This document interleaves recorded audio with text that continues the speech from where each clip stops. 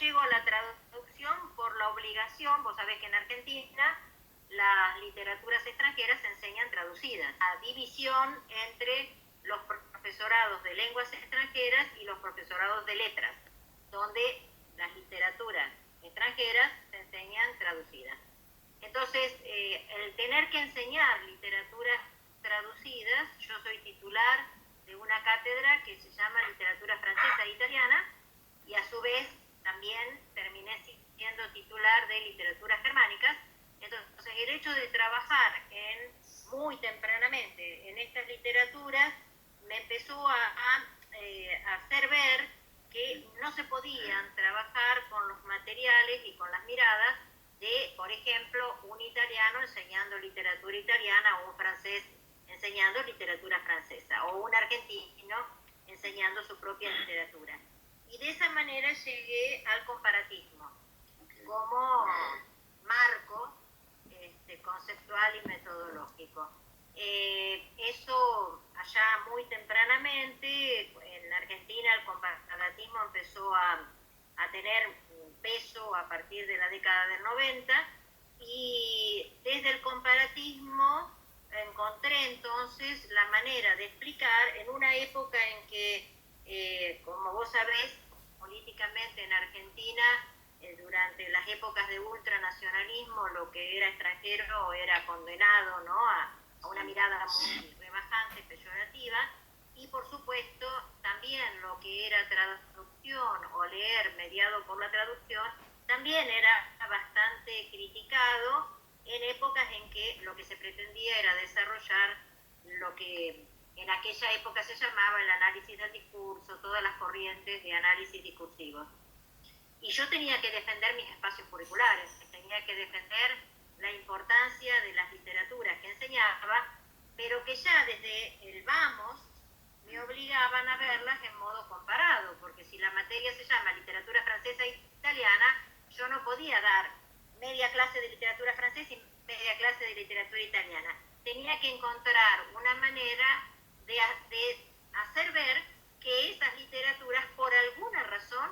habían llegado a organizarse curricularmente juntas, en un mismo espacio.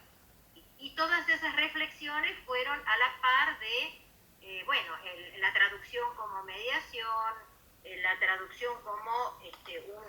un elemento o una operación basilar de lectura, defender la traducción también como el primer mecanismo de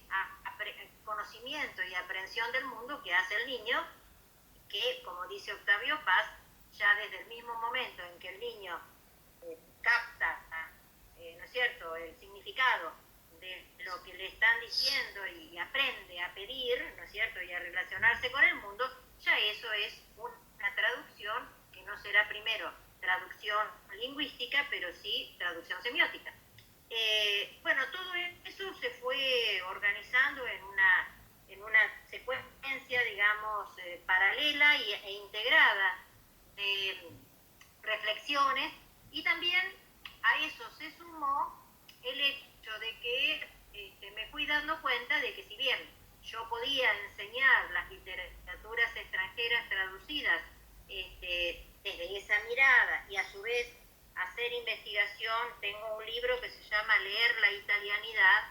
y que fue mi tesis, en donde yo, para poder explicar por qué la materia que yo enseñaba se llamaba literatura francesa e italiana, cómo había nacido en el primer plan de letras aquí en la Universidad del Litoral y de dónde había salido esa matriz,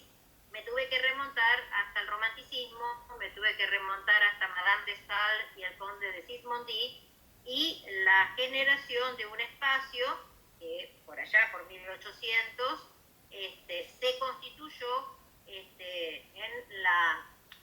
mirada comparada y de una extensionalidad geográfica y cultural europea que se llamó la literatura del Midi,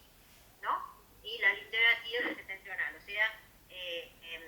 mirar a Europa como dos grandes espacios geográficos, y la gran revolución de Madame de Staël, que después continúa el conde de Sismondi, Monti, que va a ser el primer profesor de una cátedra de un curso de literatura europea comparada,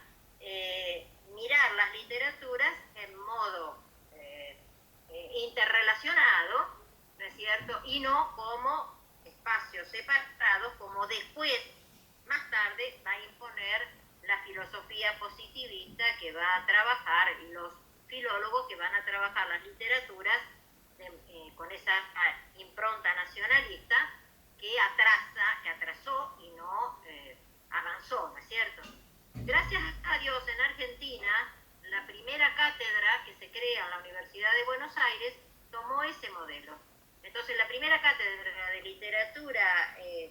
extranjera se llamó, y mucho antes de que existiera la literatura argentina, porque como vos sabés, Ricardo Rojas la crea en 1920, ¿no? O sea, bastante avanzado,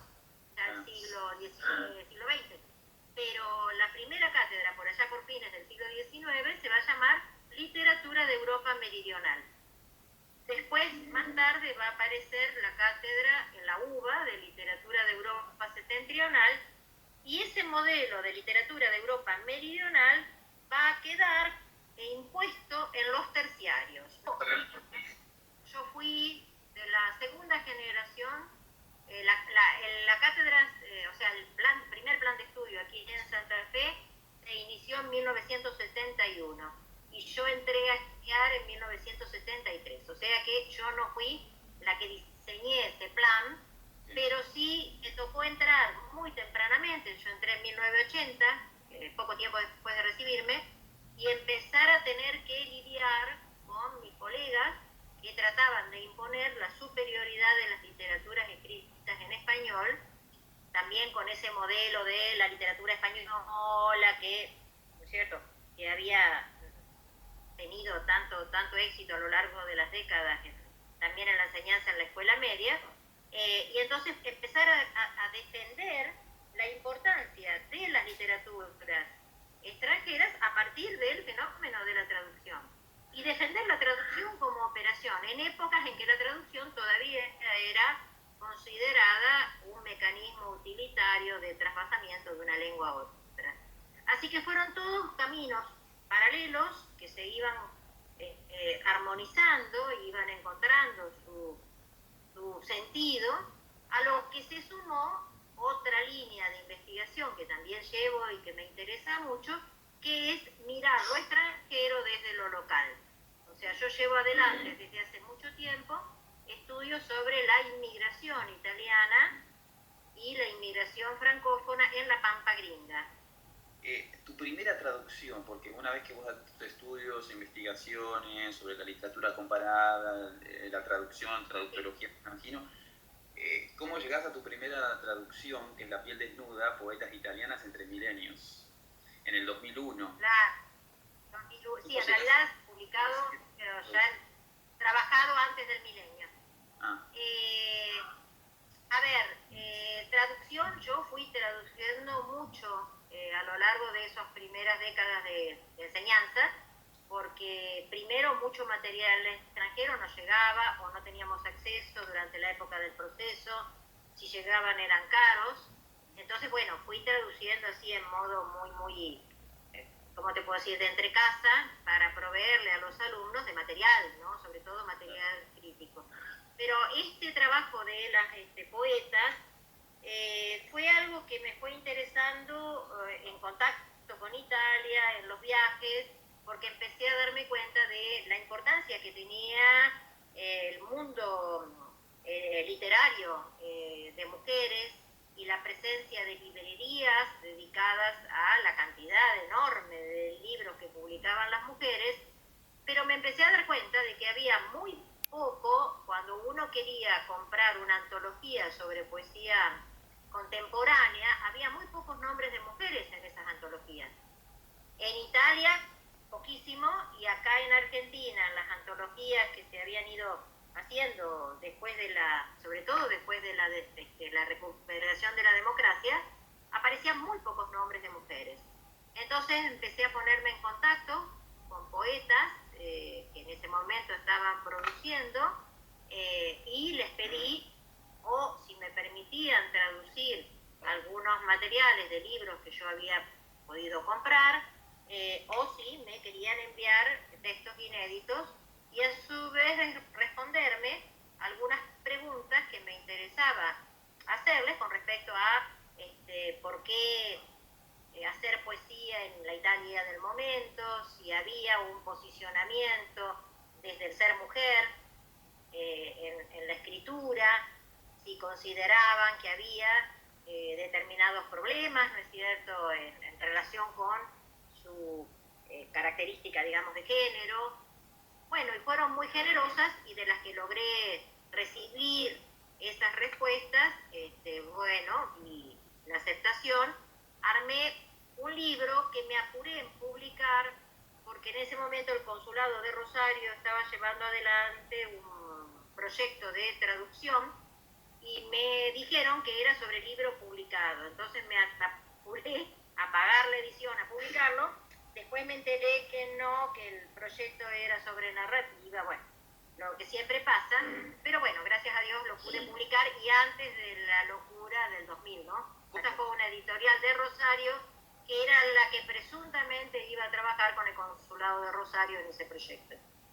que después se abortó. ¿Cómo fue, hablando de las poetas, por ejemplo, en el caso de, por ejemplo, una de las que contactaste, Gabriela Maletti, otra Giovanna Sicari, cómo fue como el trabajo muy diferente, el estilo de poesía de una de la otra?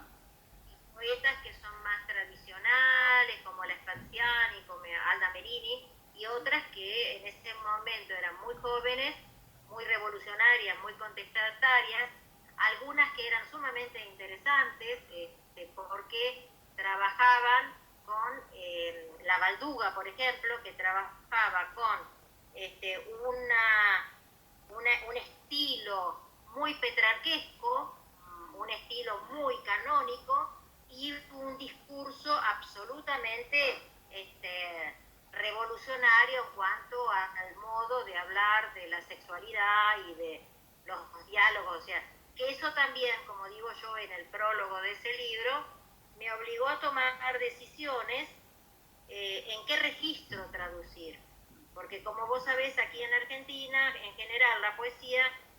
los traductores prefieren el tú, ¿no? Un registro más culto, más ligado a la alta poesía. Pero yo, esos diálogos tan intimistas de un acto sexual en acto,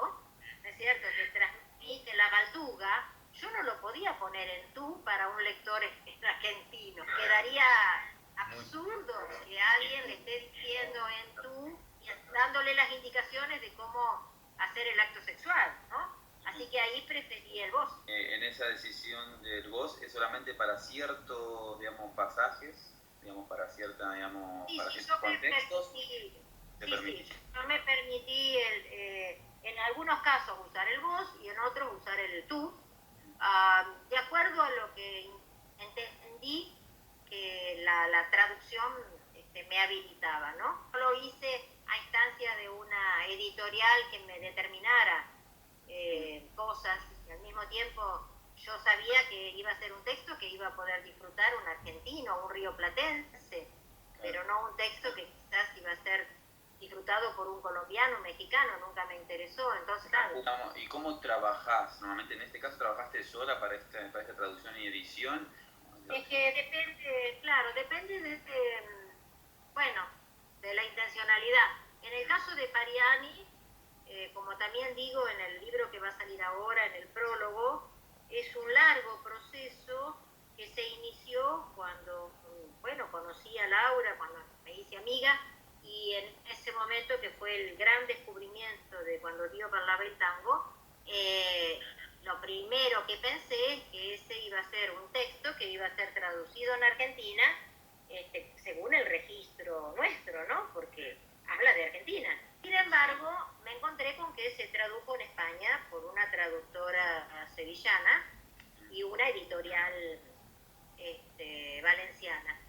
Y al poco tiempo, esto, o sea, el libro es del año, creo que 2001, 2002, en el 2007,